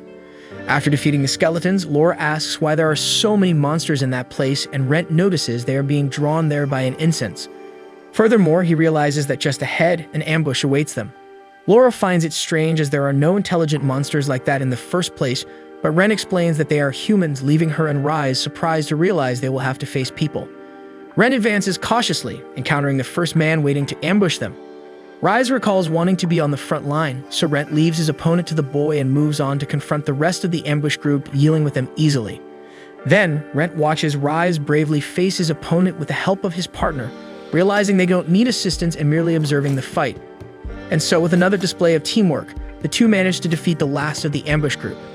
Next, the trio binds them, and Laura and Rise believe the group to be other exam participants who attempted to sabotage their test, given that the examiner said anything goes during that stage. Rentt explains that anything can happen in the Labyrinth, and monsters aren't the only threats, another reason adventurers should never let their guard down. With this, Rise finally agrees to follow Rentt's orders, as it's clear he's a more experienced adventurer than Laura and him. And so the 3 continue their journey, and Rentt asks a boy who was hiding to fetch his partners, who attempted the ambush, surprising him when he realizes he's been spotted. Then, after untying the group, he remarks to the others that the masked adventurers seem to know they were sent by the guild, leaving everyone wondering who this highly skilled newcomer is. Meanwhile, Sheila goes to speak with the guild master, who called her precisely to discuss Rentt Vivi, because rumors have spread about him being a criminal. Since he appeared suddenly in Malt and no one knows anything about his past apart from being a newcomer with great skills, he has become a suspect, enough for the guild not to simply ignore the accusations against him. Therefore, the man asks Sheila to keep an eye on him and report if she discovers anything. Despite disliking the task, the girl agrees. Back in the Labyrinth, the trio reaches a door leading to a boss room, one of several on that floor. Rentt mentions that it's the passage to reach their destination for the test. However, he worries about Rise and Laura, as neither of them has ever faced a boss before, which is too advanced for a pair of iron-class adventurers. As Rise refuses to admit he's scared, Rentt says that for an adventurer, it's not shameful to avoid a fight they can't win. At that moment, another group of exam participants appears, surprised not to be the first to reach the entrance of the room. They start mocking the trio, and one of them taunts Laura, making Rise angry. He shields the girl and starts arguing with the group about who would enter the room first. Then Rentt brandishes his sword, showing control of the situation, prompting the group to immediately apologize and say it's fair for the trio to go first since they arrived earlier. However, Rentt insists that they'll need to rest and, as a result, can go after them. Everyone is surprised, and the group enters the boss room while celebrating, thinking they'll secure the prize. Rise complains to Rentt for letting the others go ahead, but Laura thinks he must have had a reason for doing so. Rise then deduces that Rentt wanted them to witness a boss fight before entering, but the adventurer explains it's for another reason. After a few seconds with the group inside the room, the trio hears screams and then watches everyone being safely evacuated by some guild employees. Rentt explains that he wanted them to see that even if they lose, they will leave alive. Later, he reiterates that it's not shameful to avoid a fight they can't win. Rise thinks maybe Rentt was right but refuses to give up because he knew that if he left he wouldn't come back and would never achieve his dream of becoming a true adventurer. Laura decides to go as well, and Rentt realizes that the two have already made up their minds. Reflecting on it, he realizes that most adventurers who face a problem usually just quit the profession, and Rise chose not to give up because he felt it instinctively, considering it important and necessary to become an adventurer. And so Rentt and the duo enter the boss room, following the necessary path to complete the practical part of the exam. Inside the room, the trio encounters a giant slime, yet none of them are shaken. They remain confident that they will overcome, even though Rentt knows that defeating a boss is not a prerequisite for passing the exam. Thus, he hoped the other participants would defeat the monster for them. However, as that did not happen, now the three are left to face the slime. Rise is the first to attack. He dodges all of the monster's attacks and attempts to hit the core, but fails. Meanwhile, Laura focuses on strengthening her magic, and Rentt maintains cover, trusting that both are capable of defeating the giant slime. Before entering the location, Rentt warned the two that physical attacks would not be very effective against a boss, so using magic would be necessary to win. He asked Laura if she could use any strong fire magic, and the girl confirmed, explaining that it would take some time to activate. Therefore, Rentt stays by Laura's side during the fight to protect her from all the slime's attacks while she concentrates. However, the girl becomes concerned about Rise and asks Rentt to go help her friend, explaining that she will be fine alone. So at the moment when Rise is about to be attacked by the slime, Rentt protects him, and the two start attacking the monster together until Laura is finally ready to use her fire magic, launching the attack on the slime, causing it to melt. Laura is relieved to see that the plan worked, and Rentt warns them not to let their guard down and to deliver the final blow before the slime regenerates. Rise then breaks the core, completely finishing the boss of the room. Laura and Rise celebrate, while Rentt starts collecting vials to gather the slime liquid and explains to the two that the content is valuable. Even if they split it 3 ways, it will still be at least 1 silver coin per person. And so the trio collects the slime liquid when another group of participants passes by them, excited to have gotten ahead. Rise is worried to see that they have been surpassed, but Laura and Rentt remain calm because they notice that there was a trap just ahead. It is activated as soon as the group passes through it, releasing a sleep-inducing gas that puts everyone to sleep. Rentt explains that adventurers often lower their guard when they are close to the goal, although it would be no problem if that team arrived before them. Laura realizes that Rentt meant that it is not necessary to arrive first to pass the exam, as the guild did not mention anything about it, having only stated that their goal is to reach the location indicated on the map, and the first team to accomplish the task will receive a reward, a bonus. The guild made everyone believe it was a race when, in fact, it never was. That's why Rentt didn't mind letting the other groups go ahead. Rise is surprised to realize he was deceived by the guild, and Rentt explains that an adventurer's job is only to fulfill the objective before the deadline, meaning they just have to reach the designated location before sunset. Rise questions why the guild didn't make that clear, and Rentt explains that adventurers must be able to think for themselves. And so the trio finally reaches the final destination, where they find a man who says they were the first to pass the test. Laura and Rise ask if he is indeed from the guild. The man shows his identification and then hands over the proof that they successfully completed the exam, instructing the three to present the proof at the guild to officially become bronze-class adventurers. Rise then asks about the bonus they mentioned, and the man explains that the first 3 teams to fulfill the objective receive a case of potions for each member of the group. Rise and Laura celebrate their victory and the bonus they received, and Rentt asks them to take a walk in the maze before returning to the guild. So Rentt takes the two to the 2nd floor to show the duo how that place is beyond human understanding, just like all the other mazes, because inside there are mysterious things that are inexplicable, like the fact that there is sun underground. Laura recalls hearing that each floor is different from the other, but she shows she hadn't imagined anything like that, and Rentt says that is the world they are about to enter. Rise is excited to explore the place, but Rentt reminds them that the exam only ends when they return to the guild, so they can't take too long. And so the trio returns to the guild after going through several traps along the way, which makes the duo remember that Rentt warned that the guild might be bad. Upon arrival, Sheila congratulates the 3 for passing the exam, and Rise is excited to finally become a bronze-class adventurer.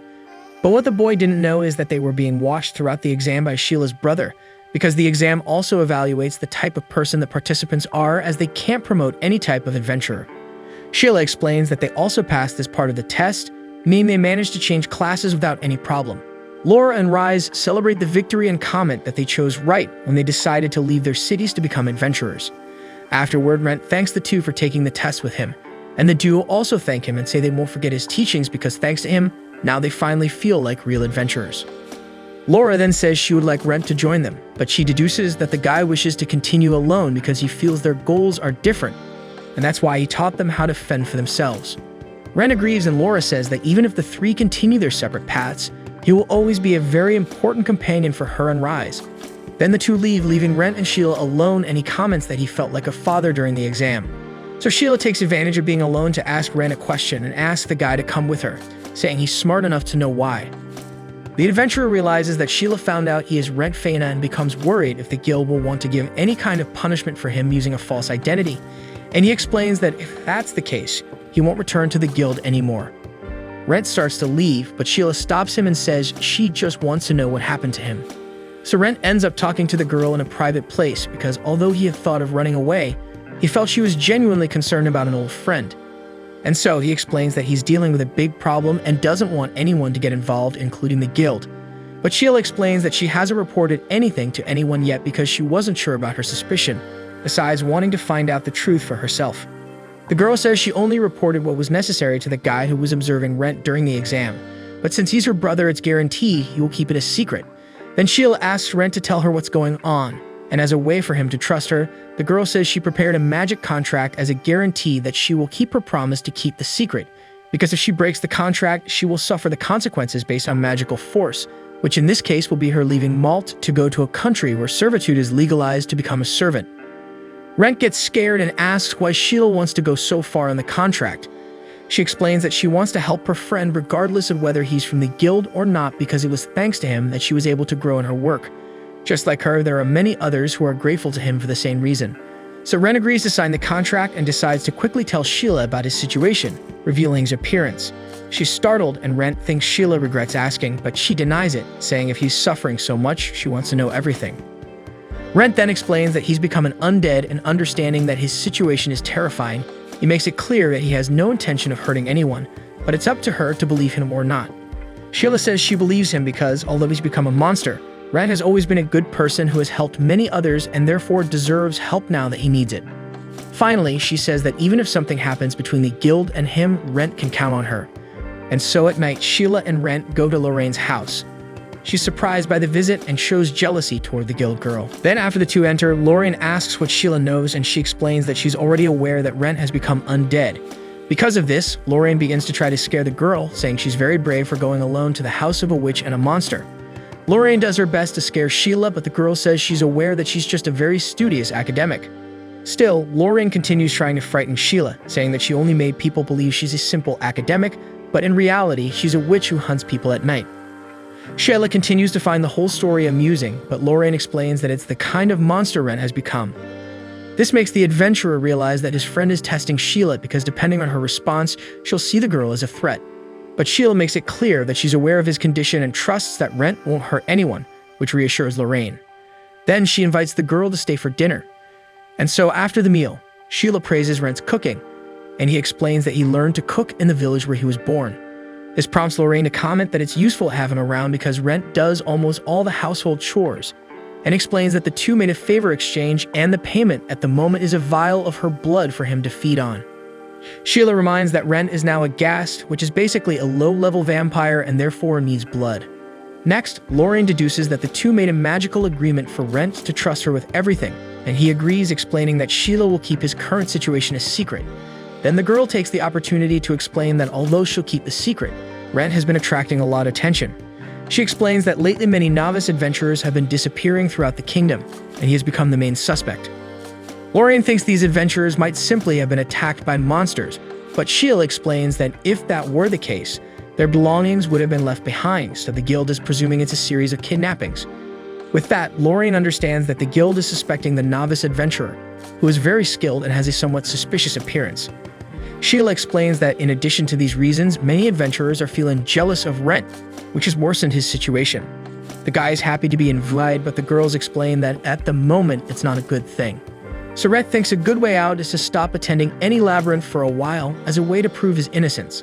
However, Rentt considers staying away for only 3 or 4 days, which wouldn't be enough time. The next day, Sheila returns to her job and observes Laura and Rise, who agree to explore the second floor of the labyrinth when they are part of a group getting excited about the idea of exploring the area and facing the monsters they encounter. The guild leader then comments to Sheila that he heard that Rentt passed the exam with the two of them. The girl says that both his skills and personality are good. However, the name makes the man remember Rentt Faina and asks what happened to the adventurer who disappeared suddenly, remembering that he planned to recruit him into the guild when he wanted to retire. At that moment, Sheila sees a novice adventurer needing her help and goes to do her job. But before she leaves, she comments to her boss that the new Rentt is also a wonderful adventurer. A few days later, Rentt leaves home, leaving Lorraine still asleep. However, she wakes up to the sound of the door and wonders why he didn't stay resting, considering he can't go to the labyrinth until the kidnapping suspicion disappears. Rentt goes to the blacksmith Clope to pick up his order, which is finally ready. He tests his new sword, and Clope explains that he adjusted it to be easy to use, knowing the adventurer's preferences. As the sword is crafted to withstand mana as well as spiritual and divine energy, Rentt tests each on wooden logs. He starts with mana, delivering a powerful blow that immediately impresses Clope, acknowledging the adventurer's improved skills. Rentt, however, explains that he has more control over spiritual energy and proceeds to test divine energy, making powerful cuts in the wooden logs, leaving Clope astonished. The blacksmith notices some sprouts on the logs, speculating it's an effect of divine energy. He questions Rentt about acquiring such power, usually associated with a deity. Rentt recounts finding an abandoned shrine in his past, but never attending it for religious reasons, as he doesn't even know which deity it belonged to. Clove asks to keep the sprouts, thinking they might generate divine energy. Rentt agrees, asking to conduct more tests with his new weapon. Clope provides another wooden log and inquires if Rentt is familiar with the technique of merging mana and energy. The adventurer mentions hearing rumors, and the blacksmith explains it's a master's technique activating both simultaneously, significantly increasing the impact of the attack. However, caution is advised, as there's a risk of the person exploding while attempting a fusion. Despite knowing the risks, Rentt persists, reasoning that he probably won't lose his life with his current body even if it explodes. Recognizing Rentt's determination, Clope gives him a cheaper sword for the test, ensuring the safety of his new weapon. Rentt begins experimenting by using mana on the sword and channeling spiritual energy into his other hand. He feels immense power, challenging to control, but he exerts effort and unleashes a strike that completely destroys the wooden log, making Clope contemplate how insane it would be if Rentt combined it with his divine energy. Next, Rentt decides to perform the fusion of all three elements, believing he needs considerable power to become a Mithril-class adventurer. The resulting power is so immense that it causes the sword to crack. Rentt hurries and launches his attack before the weapon turns to dust, transforming the log into a ball. After completing the tests, Rentt apologizes to the blacksmith for what happened to the sword. Clope reassures him, explaining that divine energy removes impurities and restores matter to its original form, making it unsuitable for use with a normal weapon. He hands over the ordered sword, warning that despite crafting it to withstand divine energy, the weapon couldn't handle the fusion of all three elements, at most supporting mana along with energy.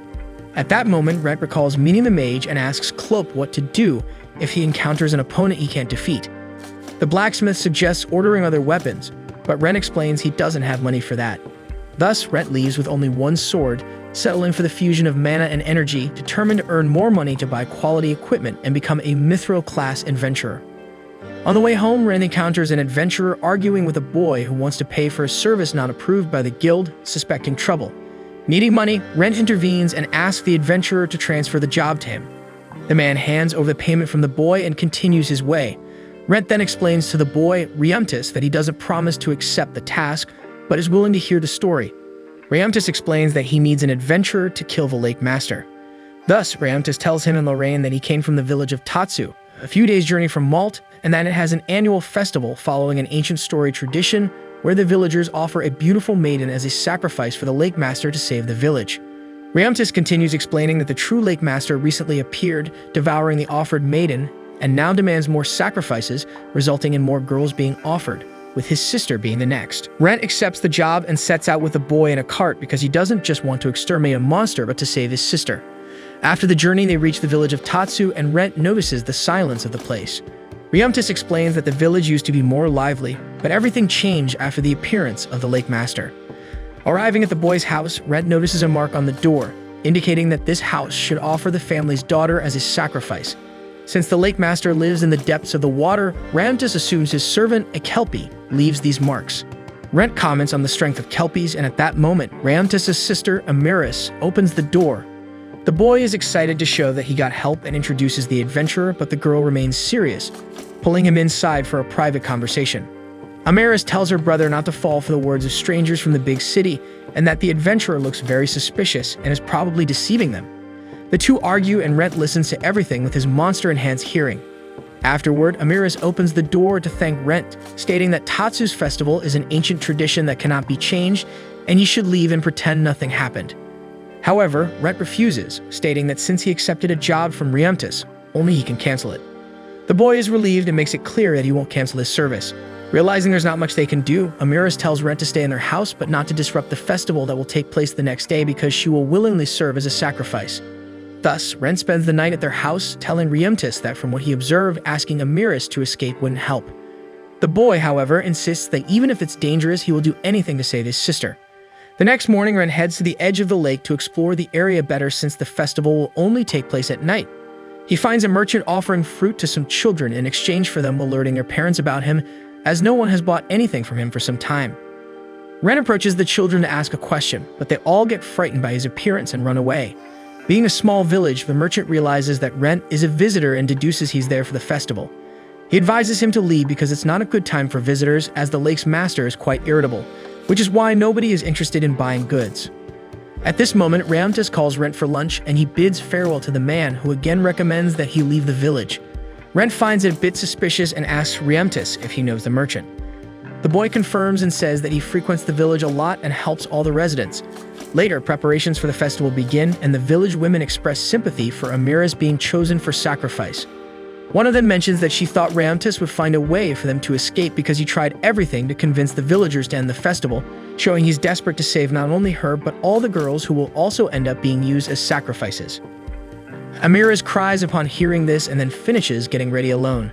Rentt takes the opportunity to talk to her. Seeing him, Amaris asks the adventurer not to approach because the sacrifice should not have contact with anyone without a reason, and Rentt respects her decision. He talks to Amaris from a distance and promises that he and Riantis will find a way to fix things, so she must resist as much as possible. The girl says it's impossible because no human can match the Lake Master, but Rentt insists and asks her not to do anything that would make her brother sad since they only have each other. And so Rentt convinces Amaris to fight for her life just in time for the festival to begin. The villagers prepare everything to send the girl and a treasure as an offering to the lake where the master resides, and one of them apologizes to her, saying it's for the good of the village. Amaris acts normally and pretends to accept her fate, but Rentt and Riantis go with her to the lake. After some time in the water, a fog mysteriously arises, preventing the three from seeing around them. At this moment, a globe sent along with the girl starts glowing, and they see a light in the distance, understanding that the Lake Master has arrived. Suddenly, a giant kraken emerges, and Amaris begins to beg it to protect the village in exchange for her sacrifice. Rentt finds a way to stop the girl and throws his globe into the lake, saying it's just a simple lantern.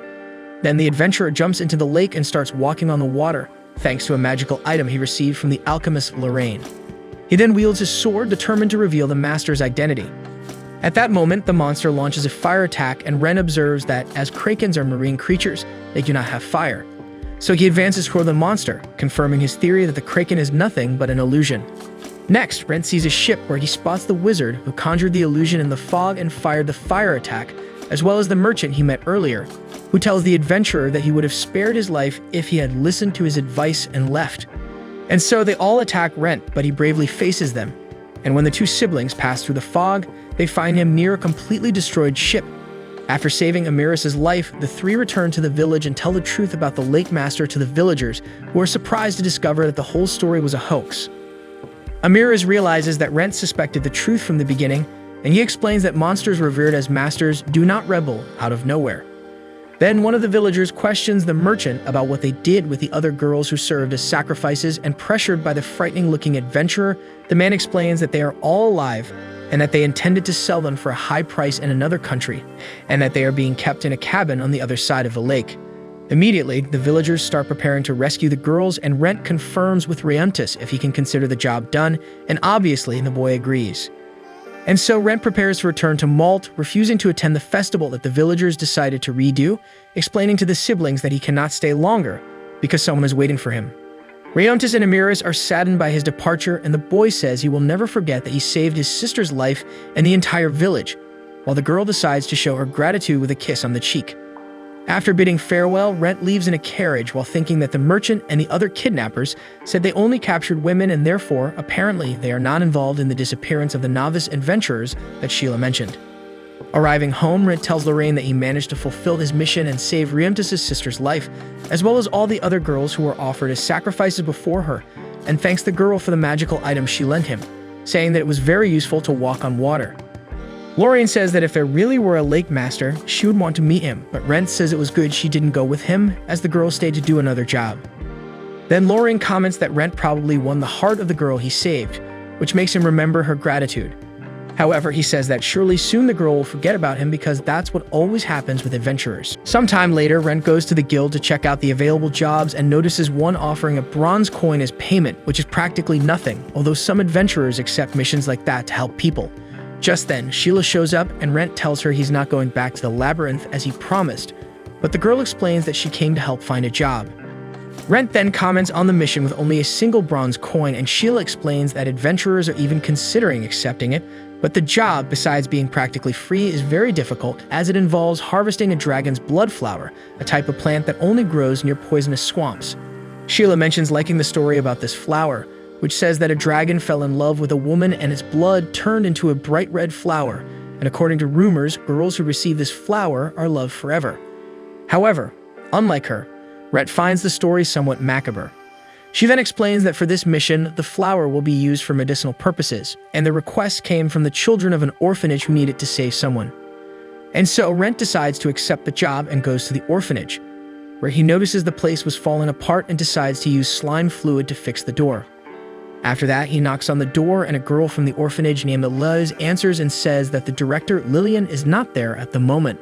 However, realizing that Rentt is an adventurer who accepted the guild's job, she explains that she thought he was a debt collector and invites him in.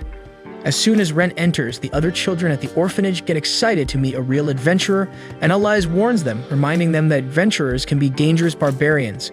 However, shortly afterward, she feels embarrassed for saying that in front of Rentt and explains that she wasn't referring to him. But he understands her concern. After all, caution is important. He then tells the children that they shouldn't approach adults who look strange, and they all understand and move away from him. After that, Rentt explains to Elise that it can be dangerous to trust people too much, but it means that the children at the orphanage grew up happily. Elise gets excited and says that the director, Lillian, is an incredible woman, but then she apologizes for the way she spoke. However, Rentt says he doesn't mind and she can express herself however she wants.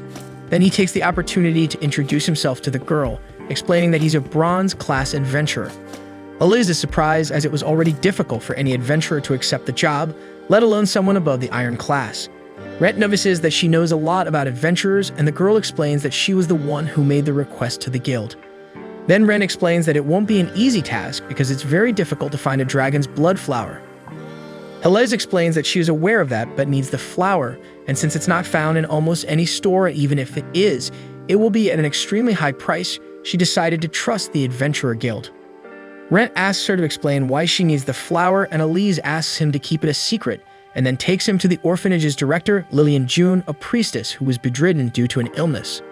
The woman thinks Rentt is at the orphanage to help the children clean the basement because it's common for monsters to appear there, and so it's not a safe task for the children. Later alone, Elise tells Rentt that Lillian's illness is called malaccumula, which was caused by her divine energy not being strong enough and causing a reaction that made the evil energy accumulate in her body. Rentt explains that he didn't know about the existence of this illness, and the girl continues to explain that this won't end Lillian's life anytime soon, but only a special remedy can cure her, and for that, it's necessary to have a dragon's blood flower. Furthermore, Lillian doesn't know about the illness because if she knows how serious it is, she will ask another priestess to take over the orphanage and accept her sad fate. So Rentt promises that he will get the flower to cure Lillian, leaving Elise very happy and surprised at the same time because she was sure no one would accept the job, and explains that she was even willing to become an adventurer to go after the plant. But Rentt makes the girl realize that idea was impossible because she didn't have time to learn to be an adventurer, although it's not necessary since he will get the flower for her. But first, he decides to eliminate the monsters from the basement. Curious, Elise follows him to see the adventurer in action, and the two find a nest of Puchisuri, creatures similar to rats. Their leader bites Rentt's arm, and by ingesting the gas blood, ends up becoming a familiar. And so, after cleaning the basement, Rentt returns to Lorraine's house with the black rat on his shoulder and shows her that he can control the animal. The girl remembers that vampires have the power to create and control familiars, realizing that she forgot to do this experiment with Rentt's blood. So he asks her if he can keep the rat, and Lorraine says that such a small animal won't change anything, but in return, he will have to give small samples of his blood and fur for her to do some tests, as well as an ecological study. Later, Lorraine approaches her finger to the rat, asking what he should eat, and the little one attacks her finger, making her realize that the animal feeds on blood, just like Rentt. Then Lorraine asks what the rat's name will be, and Rentt says he thought of Blackie because of its color. But the girl finds the name unoriginal and names him Adel, which means noble in the ancient language.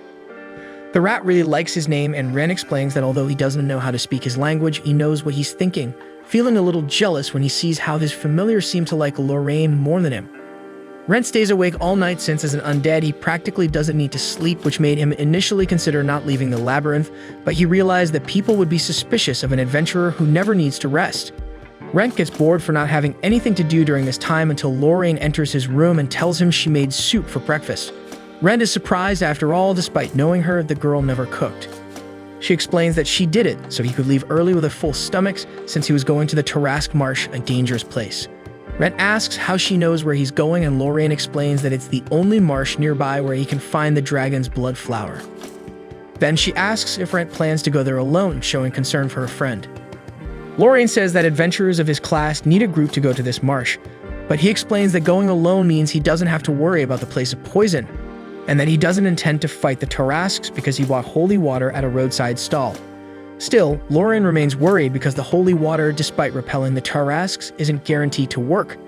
Later, Rentt decides to eat the food before it gets cold, and upon tasting it, is surprised by the flavor and comments that it's been a long time since he enjoyed a normal meal so much. Lorraine explains that she put a drop of her blood in the dish, which explains why he and Edel liked it so much. After eating, Rentt sets off the Tarask Marsh in a cart that takes him as close as possible to the location, and its owner explains that he'll return at night to pick him up.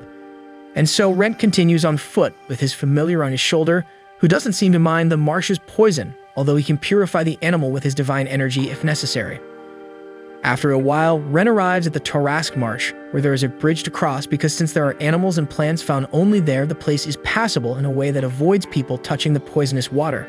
As soon as he enters the marsh, Rentt is attacked by a group of goblins, and although the monsters found in nature are stronger than those in the labyrinth because they use weapons and fight in groups, he manages to deal with them all easily. After knocking down all the creatures, Rentt complains to Adel for not fighting and realizes that the little one was feeling like the master between them. Then he continues on his way thinking how useful it is to be an undead, for having resistance to poison, and thinks that he could stay that way forever as long as he can get a better appearance. Suddenly, the bridge collapses and Rentt falls into the water. Fortunately, his familiar manages to escape and remains safely on his shoulder. At that moment, a creature approaches the adventurer, and while he fights, Adel takes advantage of the moment to have a small meal. Afterward, Rentt emerges from the water and wonders if all vampire familiars are like his. Meanwhile, Sheila goes to have lunch at Lorraine's house, who gives her the soup she made for Rentt. Just like him, Sheila also likes the dish but gets worried when she finds out there was a bit of blood in the meal. However, Lorraine clarifies that she only put it in his dish, leaving the girl relieved. Then, Sheila mentions that the guild already knows about what happened in Tatsu because they had to help transport the criminals, but the village residents refuse to say which adventurer helped them. Lorraine assumes that Rentt realized it was better to keep him a secret after all. Even though he came out as the hero of the Lake Master's story, it's not good to have his name involved in something involving kidnappings. Lorraine then comments that although Rentt acts unpredictably sometimes, he knows how to think things through. Sheila realizes that she knows Rentt well and deduces that she knows why it's so important for him to become a Mithril-class adventurer. But the girl explains that she doesn't know why because despite the time they've known each other, she knows that adventurers don't usually ask about each other's past and she doesn't want to seem intrusive. Sheila then asks if Lorraine isn't worried about Rentt's current mission, since he may have to face a Tarask, but the girl explains that she's calm about it because she knows the guild is very strict and only approves adventurers to do jobs they are capable of completing. Also, even if something happens, an adventurer always figures it out. Back in the marsh, Rentt flees from a huge Tarask chasing him because his holy water had no effect, which was to be expected due to its low price. Rentt runs until he reaches a dead end, which forces him to fight the monster. He faces the creature and realizes that its poison has no effect on him, but unfortunately, his mana also proves to be useless in that situation. Then Rentt tries to make another strike, but only scratches the monster. Suddenly, Adele jumps off his shoulder and goes toward the Tarax, using the divine energy he absorbed from his master to attack the creature. However, the little one ends up falling into the monster's mouth. Rentt gets worried about his familiar, but realizes that the divine energy caused damage to the enemy. Later, Egel flies out of its mouth, and Rentt picks up the rat, and after making sure he's okay, asks him never to use his divine energy without permission again. However, thanks to Edel, Rentt realizes the Tarax's weakness. He dodges all the monster's attacks and attacks its neck with his divine energy, successfully eliminating the enemy. And so, Rentt uses his magic bag to store the Tarax's body, which can fetch a good price because it's too big to collect the necessary parts in the marsh. Then he continues his way while reflecting that he's an unlucky adventurer, and that's why he was sure he'd have to face a Tarax and is grateful to have his familiar, who showed him what to do. Further ahead, Rentt finds a patch of dragon's blood flowers, which are purifying the surrounding area thanks to their power. So he decides to collect several flowers since it's better than having to go back there later. However, at that moment, Rentt senses the presence of another guide, which puts him on alert. Approaching Rentt, the unknown man appears surprised that someone is lurking around, but as the skeleton remains on high alert, the stranger tries to calm him down by saying he's alone. Rentt argues that it's not common for someone normal to walk alone through the Tarask swamp, and the stranger asks if that means Rentt himself is not normal, following this reasoning. He then explains that he has holy water that neutralizes the surrounding poison, along with a very precise map of the area. Like Rentt, he is also in search of dragon's blood flowers, so he would like to know if it's possible to harvest some. Obviously, the ghoul does not object, but begins to realize that neither of them is actually a normal being. As the stranger only picks one flower, Rentt asks the reason for this, and he explains that his mistress only asked for the flower itself because they can be preserved for a long time when turned into medicine, but they don't last long when just flowers. And since his mistress is sick, in a way, he wants to be by her side and do what he can to help. Even though he didn't find much, Rentt wishes the stranger's mistress a speedy recovery, and he sincerely thanks him, mentioning that their encounter turned out to be of great value to his mistress since they need an adventurer who can collect dragon's blood flowers frequently. Rentt Vivi introduces himself as a bronze-class adventurer, which might affect the man's perception of him, considering it's not a very prestigious level. However, he always seemed confident in Rentt's abilities, so if the adventurer accepts the payment conditions, the job is his. Before leaving, the stranger introduces himself as Isaac Hart, and as the adventurer accepts the proposal, he states that he will introduce his mistress once everything is settled. Afterward, Rentt returns to Malt, and the carter is surprised that someone has returned unharmed from that swamp, which is not very common. In response, Rentt teases the man, saying that his mask serves to hide his real identity, and that he is actually a mithril-class adventurer. Hearing this, the transporter laughs and says he will even give a little discount next time for the hero. Soon he reaches Sheila and returns the magic bag, asking her to dissect the monster inside. Sheila is surprised that he defeated a monster and ends up commenting on it loudly, so Rentt reminds her to keep it down not to attract attention, and they proceed to dissect the creature. Rentt learned the basics from a hunter when he was in the village, but prefers to pay a specialist to do the job he doesn't know since monsters offer various materials when defeated. Therefore, along with Sheila, they hand over the Tarask to Dario, and the expert begins an eccentric process to dissect the Tarask, throwing the material into a room full of green crystals and poison, which conjure the giant creature in the middle of the room. Dario assesses the good condition of the monster since it's rare to see this species without damage to the shell. Due to its size and the exhaled poison, this beast is usually hunted from a distance, so it's often constantly injured even if not actually killed. Later, Dario asks if Rentt finished off the Tarask with a single blow given the creature's impeccable condition, and the skeleton tries to play humble and downplay this fact, saying he didn't have time to apply more blows. Finally, he asks if this Tarask is worth some money and if Dario can take care of it for a while, and the specialist confirms the quality of the product and promises that the adventurer will be well rewarded. Before returning to the orphanage, Rentt thanks Sheila for her company, and the girl opens the ghoul's eyes to the fact that he has proven to be much stronger than before and could easily advance to the next level, this time trying to enter the silver category, considering he defeated a huge Tarask effortlessly. Reflecting on this alone, Rentt does feel stronger, but something inside him makes him feel strange when he thinks about it. For example, that stranger in the swamp, Isaac Hart, doesn't seem like an adventurer, but he appears to have the power of someone in the silver or even gold class, unlike Rentt, who only uses his undead condition to gain an advantage. Therefore, his strength comes from the fact that he has become a monster, and it's as if this power doesn't really belong to him. Still, even though he wants to return to being human, Rentt Faina fears that he will go back to being exactly as he was before, a frustrated adventurer with little potential. After all, it has been 10 frustrating and fruitless years struggling daily to reach the end of all this time and realizing that he never even moved forward. Considering this, perhaps it's not possible to reach the mithril class without his undead form. The next day, he arrives at the orphanage's door, but ends up breaking the knocker with his hand once again. While fixing the accessory again with his slime fluid, he comments that it's perfect, and at that moment, Elise arrives and asks what's so perfect.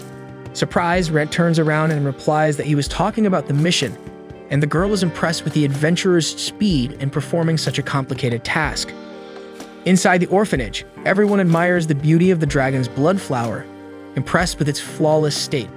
Rentt asks why this wouldn't be more common, considering that the hunters responsible for bringing these flowers must be at very high levels and able to handle the plants with care. However, a guide points out that the swamp doesn't give adventurers much chance to harvest the flowers with the necessary care because the Tarrasque attacks are frequent. Next to the undead, a healer introduces himself as Umberto and praises the adventurer's strength for bringing the flower intact. Then the other guy introduces himself as Norman, the herbalist, who is happy to be able to make a medicine for malaccumulate with such a quality ingredient. Moreover, he would like to use the rest of the medication if there is any left because other people may need it, and the girl doesn't oppose this noble cause. Seeing that, Rentt doesn't hide and offers other flowers he had with him, as long as the herbalist makes good use of them. Everyone is amazed that he has these relics for free, as they would be worth a fortune, but Rentt insists on being able to help. In return, Umberto offers help for whatever the adventurer needs. Later, while Edel spends time in the basement with his former companions, Elise formalizes that Rentt's job has been completed and says she has no words to express her gratitude. After all, if he hadn't appeared, she would have had to become an adventurer to search for the flower alone, which probably wouldn't have worked out. However, the girl shares that she's even more excited now to become an adventurer, wanting to help people just like Rentt. Following this, Elise thanks him again and mentions her desire to contribute in some way, but she imagines there's nothing a girl like her can do. Nevertheless, Rentt says that there are times when he also needs help, and when that day comes, he'll seek her out, leaving the girl overjoyed. At this moment, Edel appears and says something to Rentt. The adventurer then informs Elise that Adel's henchmen, who live in the basement, will take care of the area to keep away the small monsters that appear there. She thanks Edel and wonders if she'll also be able to tame monsters when she becomes an adventurer. Rentt advises the girl to start training early, explaining that the guild offers classes, and he can also train her when he has free time. Elise is thrilled, and Rentt continues, suggesting that she should also learn magic since she possesses mana. However, this reminds the girl that she doesn't have money, and the classes are usually expensive. Rentt then reveals that he has a friend with nothing better to do who can teach her magic, but Elise declines, feeling she can't accept so many favors. Due to this, Rentt offers to lend her the money without interest, allowing her to pay when she starts earning as an adventurer. However, Elise accepts the proposal with the condition of having interest, sealing an agreement with him. In the evening, Rentt has dinner with Lorraine and reveals that he promised she would teach magic to the orphanage girl. His friend says she doesn't mind giving her lessons but seems offended by Rentt implying she has nothing better to do. Rentt apologizes for his choice of words, and Lorraine comments that he doesn't understand how young girls feel. He responds that it's because he has very few interactions with young ladies, which only irritates the girl further considering Rentt has interacted with her. Lorraine thinks it might be a good idea to test the extremely powerful spell she recently developed and experiment on the resistance of Rentt's undead body, who quickly realizes the foolishness he's gotten into. He tells Lorraine that she's a beautiful young lady and starts describing her beauty, even comparing it to the fairies created by the goddess of beauty, making the girl wonder where he learned to speak like that. She asks if he says this to all the girls, and Rentt quickly denies it, claiming he only spoke his mind. Lorraine is surprised to see that Rentt's words weren't just empty compliments and quickly leaves to get more food for him, using it as an excuse to be alone and recover from the effects of his beautiful words. The next day, Rentt leaves Edel sleeping and goes to the guild, where he meets Sheila, who calls in for a private conversation. She asks if Rentt knows anyone from the Latour family and explains that they specifically requested a job from him, handing him the request. Rentt realizes it's Isaac, whom he presumes to be a family employee, and asks if they are that famous, as he thought he knew everything about malt. Sheila explains that the Latours are not nobles, but have a lot of influence. Although she doesn't know much due to her position, she's aware that the guild master of each generation is always instructed to be very careful not to offend the family. She then explains that due to the importance of the Latours, Rentt cannot refuse their request. However, he states that he has no intention of refusing, which worries Sheila. Rentt understands that the reason is that if they find out he is a monster, they will kill him. However, he explains to Sheila that when he met Isaac, he didn't seem to care about his appearance, so if it were a problem, he wouldn't have given him the job. Sheila is relieved to hear this but asks Rentt to inform her if there are any issues. Meanwhile, at the orphanage, Umberto and Norman inform the director, Lillian, that her illness is malakunula. The priestess says she will ask the church to send a replacement for the orphanage, but they say it won't be necessary and hand her the medicine made from the dragon's blood flower. Lillian is surprised and says she can't accept something so expensive, but Elise reassures her, telling her not to worry about money and urging her to get well soon. Lillian then asks if Umberto obtained the flower, but he explains that despite being an adventurer, he could never get something like that. Norman explains that an adventurer accepted Eliza's job for only a bronze coin. Back to Rentt, he goes to the Latour family mansion, and at the entrance, he meets the guard who allows him to see Isaac. Rentt comments about seeing a maze on the way and asks if it's necessary to go through it, even though he came for work. The guard confirms and asks him to be careful. Understanding that he has no choice, Rentt asks if he needs a map, but the man explains that it wouldn't make sense because the labyrinth's path changes. It was made with one of the special magical items from the Latour collection. Rentt finds it incredible that the family has something like that but isn't happy about wasting time on their hobby. However, the adventurer changes his mind when he learns there's a reward. The guard explains that they grant a magical item from the collection to whoever manages to traverse the labyrinth, which is only open on a whim of the family head.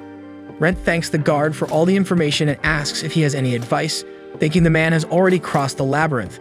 However, the guard just says the sun won't help, leaving Rentt a bit confused. Nonetheless, he thanks for the advice and heads to the labyrinth, determined to complete the challenge to get the magical item, something that isn't usually cheap and will undoubtedly be useful for him to become a mithril-class adventurer. And so, after Rentt explores the labyrinth a bit, he checks his magical map but realizes that the item doesn't consider that location a labyrinth. However, Rentt thinks it won't be a problem since he has a good sense of direction. However, sometime later, the adventurer realizes he's lost in the middle of a labyrinth. Time keeps passing and still no sign of finding a way out. Even though Rentt has a good sense of direction, it doesn't necessarily help in a magical labyrinth that constantly changes shape. So he finds himself wandering around the place, remembering the conversation with the guard who had mentioned that the sun shouldn't be relied upon as a guide in this maze. Yet even without the sun, a mental map should be enough to escape. But it seems not to be the case because the undead feels like he's going nowhere. Until, a little ahead, Rentt spots a small building with a beautiful garden around it, and a girl sitting there acts as if being there in the middle of it all is the most normal thing in the world.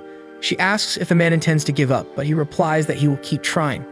So she points him in the right direction, but since it's quite far, the girl suggests he have some tea with her before setting off. Rentt accepts the invitation gladly, and as he sits and notices the girl's fancy clothes, he assumes she must be from the Latour family, thinking that perhaps the teapot and kettle are magical items too.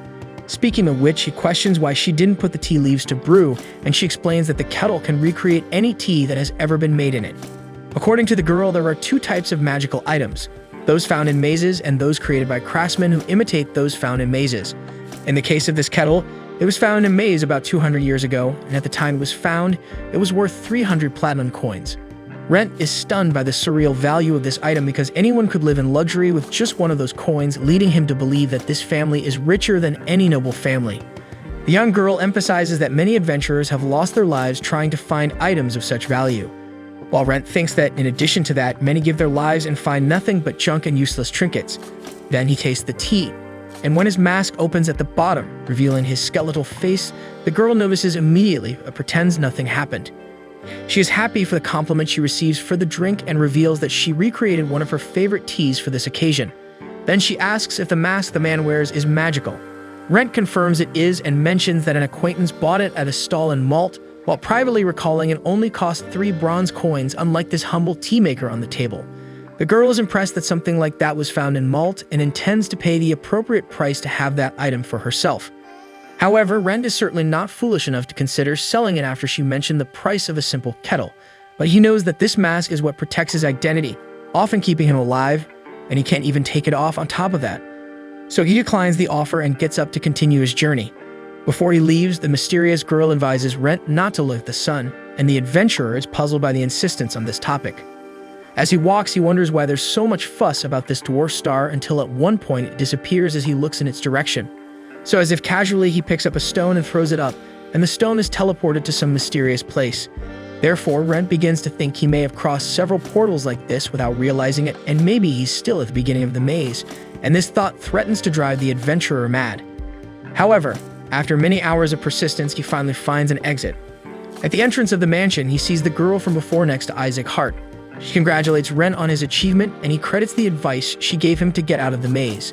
Feeling awkward from the praise, the girl finally introduces herself as Laura Latour, leader of the Latour family. Rentt states his name along with his bronze rank and mentions the task he came to accomplish, as well as asking about the reward for getting out of the maze. So Laura confirms the prize and offers any magical item he wants to choose from the family's collection. So Rentt jokes that he would like to have the item that created this maze to get back at the Latour family one of these days. Laura laughs and replies that the guy is indeed a curious fellow, but unfortunately, she can't get rid of that artifact. Soon, Isaac opens the door to a massive staircase leading downwards, while Laura explains that magical items made by human hands are more stable, but they are still only capable of making simple items, like these lights that turn on by themselves. With that, Rentt wonders how far the mystery of this family full of surprises goes. After the staircase, they arrive in a hall where the lights turn on, revealing an immense corridor. Laura philosophizes about the origin of mazes, saying that no one knows for sure about their origins or why they exist. In her mind, this also applies to magical items because some may seem useless, but they can actually be extremely valuable. That said, she throws a magic ball on the ground that keeps bouncing forever, but she has no idea what the point of it is. Rentt asks why she has that ball in her collection, and the girl replies that she just wanted the item because collectors are like that. Later, Rentt picks up a replica of an impressive winged machine, and Laura explains that the West is known for its majestic ships that carry people with the power of steam. In the case of this supposed miniature, it is powered by mana and controlled by this curious item. Moreover, in reality, the people of the West were inspired by this exact item to create their steamships, contrary to what everyone thinks, because this ship Rentt is holding isn't a replica, it's the original prototype. Seeing the adventurer's excitement, Laura asks if he will keep that item. However, as much as his inner child wants to, Rentt knows it's just a toy, and missing the opportunity to get something truly useful would be a crime. Until Laura shows that not everything is what it seems, and by asking the guy to focus on the ship, his consciousness is transferred to the miniature, allowing him to see through the machine. Facing this, he begins to ponder about using the item for exploration. However, since the use of mana will only allow him to utilize it for a few minutes, he decides to think it over before making a decision.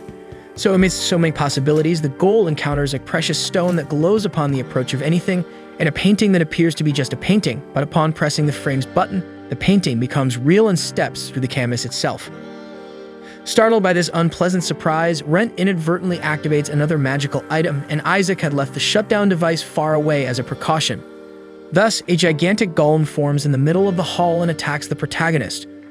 Laura instructs Isaac to fetch the device as quickly as possible, while Rentt tries to deal with the creature that absorbs mana and inorganic matter around it to grow stronger.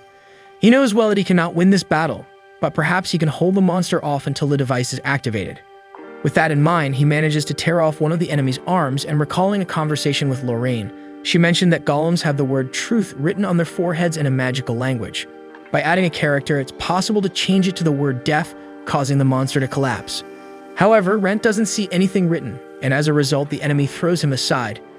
After the fall, the ghoul remembers that Lorraine was actually talking about ancient golems, and that currently, they have an external shutdown device. If that's also absent, the options are to flee, kill, or die as best as possible. Consequently, seeing Isaac struggling to find the cursed device, Rentt has no choice but to reveal his technique that he had wanted to keep hidden. So he activates the fusion of mana and energy and waits for the opponent to attack. But as soon as the opponent advances, Laura deactivates it in midair with just one word.